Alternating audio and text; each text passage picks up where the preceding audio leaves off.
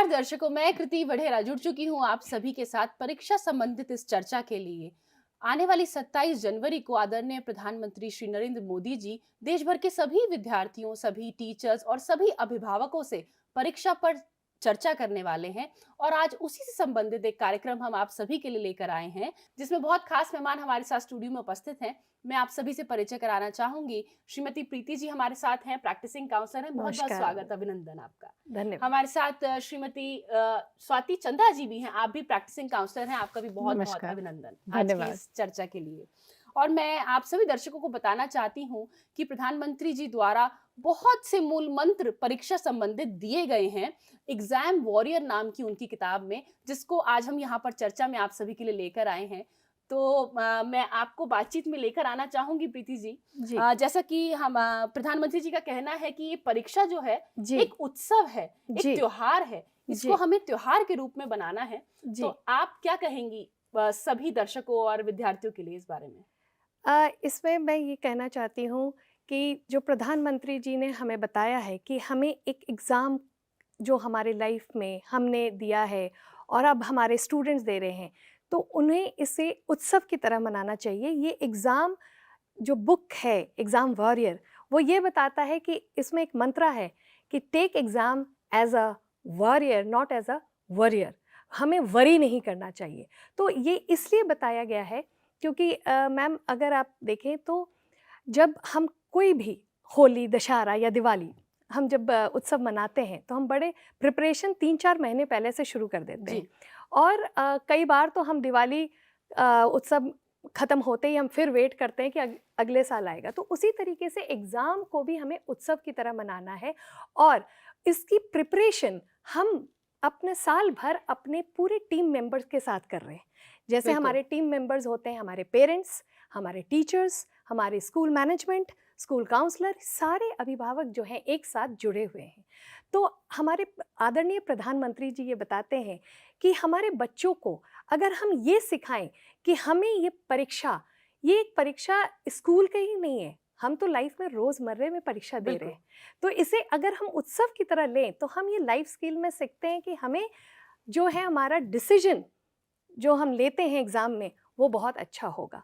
और उसके लिए हमें विभिन्न प्रकार का प्रिपरेशन करना चाहिए, जहाँ हमें पेरेंट्स, हमारे टीचर्स हमें इसको साथ देंगे। और इसमें जो सबसे इम्पॉर्टेंट मंत्रा है कि हमें कभी भी ज़्यादा परेशान नहीं होना चाहिए, हमें शाइन करना चाहिए। और शाइन करने के लिए उन्होंने बड़ा अच्छा इस एग्ज़ाम वॉरियर में लिखा है कि play is shine, playing is very important. तो हम जब एग्ज़ाम कर रहे हैं तो ये नहीं कि हम केवल 24 घंटा पढ़ाई कर रहे हैं, हम पढ़ाई के साथ साथ और क्या क्या कार्य कर सकते हैं वो सारा इस एग्ज़ाम वॉरियर आपके साथ हम और आगे चर्चा में शामिल करेंगे उन सभी प्लेफुल एक्टिविटीज़ के जरिए कैसे एग्जाम पे हमें पकड़ बनानी है। चर्चा में शामिल करना चाहूंगी स्वाति चंद्रा जी आपको। तो क्योंकि एकेडमिक्स की बात है, परीक्षा की बात है, तैयारी करनी है, पढ़ाई करनी है, तो क्या वो स्टडी हैबिट्स हैं जो अपनानी होंगी एग्जामिनेशन के इस टाइम में ताकि रिजल्ट्स बहुत अच्छे आ पाए? देखिए, अभी जैसे आप लोग डिस्कशन कर रहे थे, प्रीति मैम के साथ भी आप डिस्कशन कर रही थी और एग्ज़ाम वॉरियर की बात आई है, तो एग्ज़ाम वॉरियर में भी ये प्रधानमंत्री जी ने कहा है कि little things matter, observe your exam discipline. तो कहीं भी लाइफ में हमको डिसिप्लिन की ज़रूरत होती है। जब हम इस एग्ज़ाम की बात कर रहे हैं तो हमें अपने आप को डिसिप्लिन में लाना होगा, उसके लिए हमें अपनी हैबिट्स में कुछ चेंजेस करने होंगे। तो जैसे कि हम स्टडी करने जा रहे हैं तो हमारा कमरा कैसा है, क्या वो प्रॉपरली नीट एंड क्लीन है, वहाँ पे लाइटिंग कैसी है, किस तरीके की किताबें तो नहीं फैली हुई हैं, क्योंकि बच्चे क्या करते हैं जिस बेड पे पढ़ रहे हैं उसमें सारी किताबें फैला ली हैं। तो सबसे पहली बात तो ये ध्यान में रखनी है कि बेड पे नहीं पढ़ना है, क्योंकि बेड पे जब हम पढ़ते हैं तो हमारी एक टेंडेंसी होती है सोने की, क्योंकि हमारा एसोसिएशन है बेड के साथ स्लीप का। तो बेड पे हम पढ़ेंगे तो ऑटोमेटिकली नींद आएगी, इसलिए हमको वो आदत चेंज करके टेबल चेयर पे लेके आना है। दूसरा ध्यान हमको रखना है कि जब भी हम पढ़ने के लिए बैठें तो हम एक अपना स्पेसिफिक टारगेट लेके बैठें, और टारगेट लेने के लिए हमें अपनी क्षमताओं को ध्यान में रखना है कि हमारी कितनी क्षमता है, हम कितना कर सकते हैं। बहुत ज़्यादा रख लेंगे तो हम अपना एफर्ट पूरा नहीं डाल पाएंगे, और बहुत कम रखेंगे तो हम अपना जितना हमारी क्षमता है हम उतना भी नहीं करेंगे। तो अपनी क्षमताओं को पूरा ध्यान में रखते हुए हमें अपना टारगेट सेट करना है। तीसरी चीज़ आती है ईटिंग हैबिट्स की। तो हमें जब खाना है तो हम इतना खा के बैठें कि हम सफिशिएंट, हमारा जो पेट है वो भरा हुआ हो, बहुत ज़्यादा भी ना भरा हुआ हो और बहुत कम भी ना भरा हुआ हो, क्योंकि बहुत ज़्यादा भरा होगा तो नींद आएगी और कम भरा होगा तो भूख लगेगी। तो ये कुछ चीज़ें हैं जिस पे हमको थोड़ा-सा चेंज करना है। साथ ही एक आजकल गैजेट्स की भी बहुत बात आ जाती है उसमें, कि हमको गैजेट से भी थोड़ा-सा बच के रहना है। गैजेट्स को हम अपने कमरे से बाहर रखें जब हम पढ़ रहे हैं तो। बिल्कुल, यकीनन। तो देखा दर्शकों आपने कि कैसे हर चीज़ का संतुलन बनाना है, चाहे वो आपके खाने की आदतें हैं, चाहे पढ़ने का समय है या आपके आसपास आपकी स्टडी टेबल किस तरह से आपको तैयार करनी है, गैजेट से कैसे दूर रहना है। तो इस सब का संतुलन बनाना बहुत ज़रूरी है इस एग्ज़ामिनेशन के समय में, परीक्षा के समय में। तो हेल्दी हैबिट्स एक बहुत बड़ी चीज़ है प्रीति जी, जी। आप और हम चर्चा कर रहे थे। तो क्या है ये हेल्दी हैबिट्स जो हमारे विद्यार्थियों को और उनके अभिभावकों को ध्यान रखनी है जी। इस परीक्षा के समय में जो अपनानी है? प्लीज़ बताएँ। जैसे अभी स्वाति मैम ने बताया कि ईटिंग हैबिट बहुत इम्पॉर्टेंट है और हमारे प्रधानमंत्री जी नरेंद्र मोदी जी इस पे बहुत ज़्यादा जोर देते हैं। जैसे अभी उन्होंने एक पार्टी किया था अपने सारे मंत्रियों के साथ और उसमें उन्होंने होल ग्रेन्स का इम्पोर्टेंस बताया था। तो ये चीज़ हमारे स्टूडेंट के लिए भी बहुत इम्पॉर्टेंट है कि स्टूडेंट्स क्या होते हैं कि स्वादिष्ट खाना, जैसे जंक फूड में स्वाद आता है तो वो स्वाद की तरफ थोड़ा ज़्यादा बढ़ते हैं। तो वहाँ पे उनको थोड़े अपने स्वाद के लिए रोकना है और थोड़ा-सा अभी अपने मम्मी के बनाए हुए खाने पे ज़्यादा ध्यान देना है। बिल्कुल। और जैसे अभी सर्दी के दिन हैं तो तिल के लड्डू, गोंद के लड्डू ये बच्चों को ताकत देगा। उनके जैसे गोंद के लड्डू में बादाम होते हैं, काजू होते हैं, जो हम कहते हैं कि ये बहुत न्यूट्रिशनल फूड है, तो इनको सेवन करना चाहिए।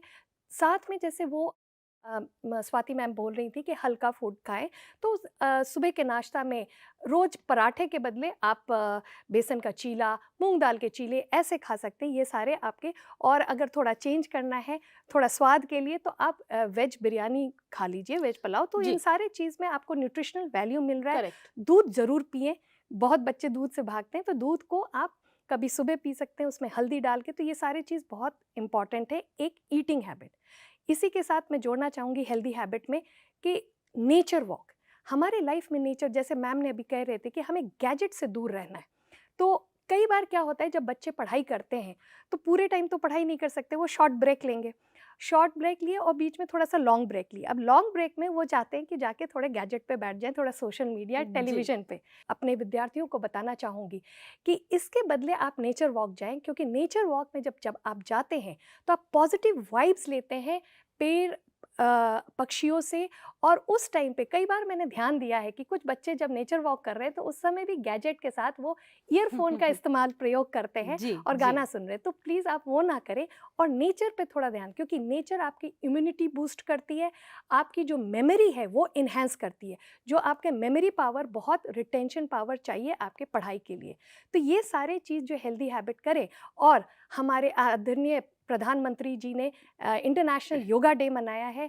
आपके टीचर्स स्कूल में आपको योगा करवाते हैं, तो उसका प्रयोग आप दिनचर्या में ज़रूर लाएं। ये आपको बहुत लाभदायक होगा आपकी परीक्षा की तैयारी के लिए। बिल्कुल लाभदायक होगा। देखिए विद्यार्थी जो हमें सुन रहे हैं, कैसे हर चीज़ का संतुलन बनाना है, चाहे वो खाना-पीना है, चाहे वो नेचर वॉक है, मदर नेचर से खुद को जोड़ते हुए एक मानसिक संतुलन आपको अटेन करना है इस एग्ज़ामिनेशन समय में, तभी आप अच्छे रिज़ल्ट्स पा पाएँगे। संतुलन की हम बात कर रहे हैं लगातार स्वाति जी, तो मानसिक संतुलन की अगर हम बात करें तो कहीं न कहीं एक परेशानी आती है विद्यार्थियों में कि इस समय को कैसे मैनेज किया जाए। तो क्या सुझाव हैं आपके टाइम मैनेजमेंट के लिए हमारे सभी दर्शकों और विद्यार्थियों के लिए? बिल्कुल, किताब में भी मोदी जी ने ये मेंशन किया है कि do your best, take rest and it is your time, utilise it. तो ये आपका समय है, उसको आप किस तरीके से मैनेज कर रहे हैं उस पे डिपेंड करता है। तो जब हम टाइम मैनेजमेंट की बात करते हैं तो हम नॉर्मली देखते हैं कि हम जो अपना शेड्यूल बनाते हैं वो जैसे स्कूल्स में होता है हम उसकी तरीके से बना लेते हैं, जी। जबकि हम लोगों की अपनी इंडिविजुअल कैपेबिलिटीज़ अलग हैं, हमें वो चीज़ें ध्यान रखनी है। तो सबसे पहले हमें सेल्फ अवेयरनेस की तरफ जाना है सेल्फ अवेयरनेस की जब हम बात करते हैं तो यहाँ मैं कहना चाहूँगी कि प्रधानमंत्री जी भी कहते हैं कि कम्पीट विद योरसेल्फ। आप अपना कॉम्पिटिटर आप खुद हैं, किसी से आप कम्पीट नहीं कर सकते कि कोई दूसरा बच्चा इतने टाइम में ज़्यादा पढ़ ले रहा है, आप नहीं पढ़ पा रहे हैं, या आप ज़्यादा पढ़ ले रहे हैं, दूसरे नहीं पढ़ पा रहे हैं। तो हमें अपनी इंडिविजुअल कैपेबिलिटीज़ पे ध्यान रखते हुए अपना टाइम की शेड्यूलिंग करनी है। उसमें सबसे ज़रूरी हो जाता है कि आप अपने पोटेंशियल्स पे ध्यान रखिए, किस समय आपका कंसंट्रेशन जो है वो अच्छा है, दिन का वो टाइम आप नोट करिए। तीसरी चीज़ आ जाती है कि आपका अटेंशन स्पैन कितना है, कितनी देर आप बैठ सकते हैं। इसके अलावा एक और जो बहुत इम्पोर्टेंट चीज़ आ जाती है वो ये है कि किस विषय में आपका इंटरेस्ट है। जिस विषय में आपका इंटरेस्ट है, आप कहीं उस पे तो नहीं ज़्यादा टाइम दे रहे हैं। अक्सर ये होता है कि जी। जिसमें इंटरेस्ट है, बच्चे उसमें टाइम ज़्यादा लगा देते हैं और बाकी सब्जेक्ट नेग्लेक्ट हो जाते हैं। तो यहाँ पे ये छोटी-छोटी चीज़ें हैं, जिन पे अगर हम मार्क करेंगे, तो हम अपना टाइम ठीक तरीके से शेड्यूल कर पाएँगे। तो इस तरीके से आप अपना टाइम बनाएँ, साथ ही आप अपने लिए रेस्ट का, जैसे कि कहा गया है कि take time to rest, rest ज़रूर करें। उसके लिए एक रिलैक्सेशन का मैम ने भी बताया है, नेचर वॉक के लिए मेडिटेशन की बात है, जी। और साथ ही एक सेल्फ अप्रिसिएशन की भी बात होती है। हम दूसरे से तो अप्रिसिएशन एक्सपेक्ट करते हैं और दूसरे को नहीं पता कि हमने कितना एफर्ट किया है। जी। तो अपने आप को, अपने एफर्ट्स को अप्रिशिएट करना ज़रूरी है। सेल्फ अप्रेजल भी करिए। साथ यकीनन ही सेल्फ अप्रेजल ज़रूरी है स्वाति जी, पर अब क्योंकि आपने रेस्ट की बात की, तो नींद ठीक से लेना कितना ज़रूरी है एग्ज़ाम के समय में? मैं चाहूँगी इस बारे में ज़रूर बताएँ आप। नींद जो है वो बहुत ज़रूरी है, तो नींद को कम करने के लिए आर्टिफिशियल तरीकों का ना उपयोग करें। जितना टाइम ज़रूरी है सोने के लिए, सो के उठने के बाद अगर आप फ्रेश नहीं फ़ील कर रहे हैं, तो इसका मतलब ये है कि आपकी बॉडी को रेस्ट चाहिए, और आपकी बॉडी को अगर रेस्ट नहीं मिलेगा, तो आप जो पढ़ेंगे वो आप रिटेन नहीं कर पाएँगे। एक तो उसमें आपको टाइम ज़्यादा लगेगा, वो आपका वहम है कि मैं सोया नहीं, मैंने उतना टाइम बचा लिया। लेकिन जो टाइम आपने बचाया है, वो आप कहीं और वेस्ट कर देंगे। वो ज़्यादा एफ़र्ट लगाएँगे, उतना रिटेन नहीं कर पाएँगे, तो उसका कोई फ़ायदा नहीं है। इसलिए स्लीप प्रॉपर रखें, हेल्दी रहें, हेल्दी हैबिट्स, ईटिंग हैबिट्स रखें, अपनी खाना-पीना ढंग का रखें, तो वो ज़्यादा फ़ायदेमंद रहेगा एग्ज़ाम्स में। यकीनन आपको सभी चीज़ों का संतुलन बनाते हुए और बिल्कुल। इस एग्ज़ाम की पारी को खेलना है। तो अब अगर हम बात करें प्रीति जी जी। कि टीचर्स, एजुकेटर्स और स्कूल की क्या भूमिका है इस एग्ज़ाम के समय में सभी विद्यार्थियों को ईज़ के साथ आगे बढ़ाने के लिए, क्या कहेंगी? इसमें मैं ये कहना चाहती हूँ कि जैसे फैसिलिटेटर, टीचर जो है एक फैसिलिटेटर का रोल करते हैं, और हमारे देश में गुरु का बहुत महत्वपूर्ण भूमिका होती है। जी। तो एक कोच, टीचर जो है एक कोच हो जाते हैं, तो उनको बहुत ज़्यादा उनका अपना अनुभव होता है। वो अनुभव जो है प्रेरणा के रूप में दे सकते हैं अपने विद्यार्थियों को। तो वो ये बता सकते हैं उनको गोल सेटिंग के लिए, जैसे अभी स्वाति मैम ने बताया टाइम मैनेजमेंट। तो ये टाइम मैनेजमेंट और ऑर्गेनाइजेशन स्किल बहुत सारे बच्चे नहीं जानते हैं खुद से। तो यहाँ टीचर का रोल आ जाता है हर एक सब्जेक्ट में कि किस तरीके से वो टाइम मैनेजमेंट और ऑर्गेनाइज कर सकते हैं अपने प्रायोरिटाइजेशन। जैसे अभी मैंने बात किया था योगा का, अब बच्चे योगा तो सीखते हैं लेकिन वो डेली प्रैक्टिस नहीं करते, तो वहाँ योगा टीचर जो हैं उनको महत्व बताएंगे कि आपको कैसे इसको रिलैक्सेशन में आपका फ़ायदा करेगा। तो हर टीचर अब बच्चे को अपने अपने विषय पे मोटिवेट कर सकता है और इस तरीके से उनको बहुत फ़ायदा होता है। उसी तरीके से जो स्कूल काउंसलर होते हैं, वो school counsellor time to time orientation programme, workshop ले सकते हैं, तो उससे उन बच्चों को आगे एक्सप्लोर करने का मौका मिलता है कि कैसे अलग अलग दिशा में जा सकते हैं। अब जैसे हमारे एग्ज़ाम वॉरियर किताब में ये लिखा हुआ है एक मंत्र कि इंडिया इनक्रेडिबल, एक्सप्लोर। तो हमारे टीचर ही बच्चों को एक्सप्लोर करा सकते हैं एक एक विषय के लेके, कि कितना ज़्यादा हमारे हर विषय जो है और किस तरीके से विकसित हो रहा है हमारे देश में। तो ये टीचर का रोल हो जाता है, और वो टीचर उनको करियर अपॉर्चुनिटीज़ भी बता सकते हैं कि अगर बच्चे जो हैं वो थोड़ा सा चिंता करते हैं कि हमारा अगर 95% नहीं आता है तो हम कैसे परफॉर्म करेंगे, तो एक टीचर जो है वो बहुत सारी करियर अपॉर्चुनिटी बता सकता है हर एक आप स्किल से और हर एक आप अपने ग्रेड से आप आगे बढ़ सकते हैं। तो इससे बच्चों को बहुत मोटिवेशन मिलेगा। यकीनन अब हम टीचर्स और एजुकेटर्स के बारे में यहाँ चर्चा कर चुके हैं स्वाति जी। पेरेंट्स की भूमिका भी बहुत अहम रहती है इस परीक्षा के समय में। क्या कहना चाहेंगी आप, क्या संदेश देंगी उन सभी अभिभावकों को जो आज हमें इस कार्यक्रम में सुन रहे हैं? देखिए, जो अभिभावक हैं वो पहला स्कूल देते हैं बच्चे को। पहली शिक्षा जो है वो घर से प्रारंभ होती है। तो जो भी बच्चा सीखता है घर से, वो उसके लिए परमानेंट होता है। तो हमको यहाँ पे स्पेशली एग्ज़ाम पीरियड में बच्चे के लिए एक अच्छा एटमॉस्फेयर देना है, लाइवली एटमॉस्फेयर। बच्चा ऑलरेडी टेंस्ड है, तो उसको टेंशन हम, हाँ, बहुत नेचुरल है कि बच्चा टेंस है तो हमें भी उसके लिए टेंशन होता है, हमारे अपने अलग टेंशन्स हैं। तो ज़रूरी है कि हम अपने जो टेंशन्स हैं वो ट्रांसफ़र ना करें हम अपने बच्चों के ऊपर, और बार बार उससे उसकी तैयारी के बारे में पूछें, उससे कहें कि उसने पढ़ा नहीं है, ये सब ना करें।